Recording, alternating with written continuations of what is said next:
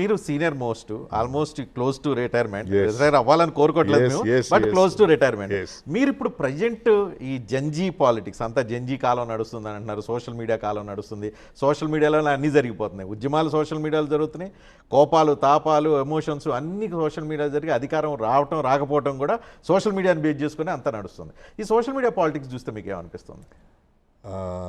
బాధ కలుగుతుందండి. సమాజానికి ఉపయోగపడే, సమాజాన్ని చైతన్యపరిచే సోషల్ మీడియాని ప్రతి ఒక్కరూ అప్రిషియేట్ చేయాలి. కానీ లేనిది ఉన్నట్టుగా తన వ్యక్తిగత ద్వేషాన్ని, కోపాన్ని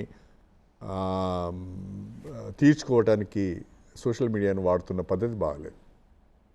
తర్వాత ఇప్పుడు అందరికి కూడా ఎట్లా అయిపోయిందంటే, నాకు తప్ప నా దగ్గరైతే లేదు, ఎక్కడ లేరా ఏ సోషల్ మీడియా? లేదు, నాకు అకౌంట్ కూడా లేదు. ఓకే, అంటే ఎవరెవరు పెడతారు కావచ్చు, కానీ నాకంటూ లేదు. చూస్తారా పోనీ? అది చూస్తా అప్పుడప్పుడు, అన్నీ వస్తూనే ఉంటాయి కదా, చూస్తా మొబైల్లో. ఇప్పుడు ప్రతి వాళ్ళు సోషల్ మీడియా లేకుండా ఎమ్మెల్యే ఉంటలేడు, సోషల్ మీడియా లేకుండా ఎంపీ ఉంటలేడు. Social media teams, social media elevations, social మీడియాలో ప్రాపగాండా ఇది లేకుండా ఎవరు లేరు. లేరు. ఇది ఎటు దారి తీస్తుందో నాకైతే కొంత ఆందోళనకరంగా ఉంది. ఇది మంచిది కాదేమో అనిపిస్తుంది నాకు. ఏదైనా ఎనీ టెక్నాలజీ, ఏ రాజకీయంగా వచ్చే ఏ చైతన్యమైనా అది సమాజ అభివృద్ధికి, ప్రజల అభివృద్ధికి ఉపయోగపడితే మంచిదండి.